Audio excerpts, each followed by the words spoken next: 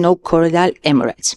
Then the surgeon may temporarily halt the surgical procedure in order to think, to assess the situation, in order to prevent further complication. We need to stop the infusion immediately, withdraw the irrigation handpiece, and, if possible, try to deepen the anterior chamber with viscoelastic.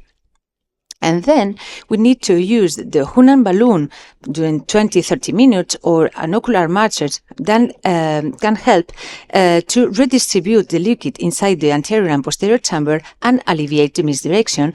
And always we need also to, it's recommended to use an hyperosmotic agent like mannitol in order to reduce the vitreous volume and IOP. In some cases, if, for example, if the iris prolapse cannot be reduced, we can modify the surgical access, we can modify the surgical technique, or even altering the order of steps in order to manage this problem. And obviously, in complex cases, why not? We can ask the help of other experienced surgeons. If the first step doesn't work, it's recommended to perform a sclerotomy. As you can see here, for 3 millimeters from the surgical limbus, we can do a sclerotomy, and pushing back the posterior lip of the sclerotomy, we can obtain a direct drainage of the liquid from the vitreous cavity. Or an alternative technique is to use a needle a needle, that 23 gauge needle, as you can see here, that manually aspirate the trapped fluid from the retrolenteral space. As you can see in the video, the reticle fluid is aspirated. In general, when 0.1 to 0.3 milliliters is enough to observe a reduction in the tense convexity of the cornea and an osmolarization on the anterior chamber depth.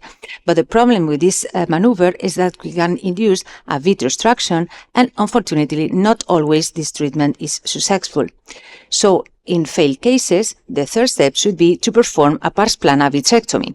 As you can see in the video, using a vitrectomy cutter 23, 25 or 27 gauge, and using a high cut rate, we can, with the vitrectomy, eliminate this liquid accumulated.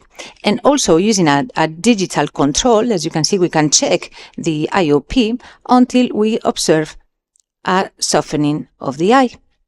That permits to deepening the anterior chamber, continue with the surgery, and finally introducing the IOL. In these cases, I recommend to leave into position the 3 side ports if an eventual additional vitrectomy is needed during the surgery.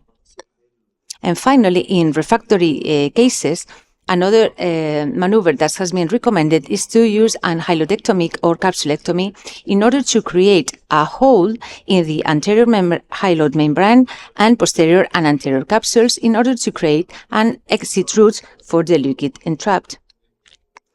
And finally, this is an additional video. It was a case of an anophthalmos in which the misdirection persists at the end of the surgery. And in these cases, through a paracentesis and using a vitrectomy, you perform an iridotomy. And through the iridectomy and using a needle, we achieve the posterior chamber. We try to aspirate some liquid.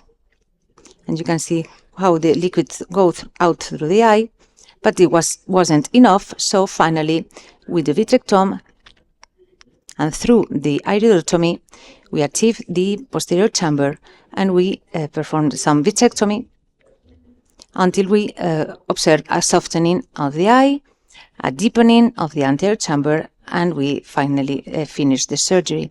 So, in conclusion, the fluid misdirection syndrome is characterized by a very shallow anterior chamber, a rock eye with the absence of suprachoroidal hemorrhage. The fluid becomes entrapped in the posterior chamber. Hyperopia and lax neural fibers or pseudofoliation are risk factor. The treatment scale should be Hunan balloon or ocular massage plus mannitol, sclerotomy, pars plana needle aspiration, vitrectomy, and in refractory cases, hylodectomy, capsulectomy.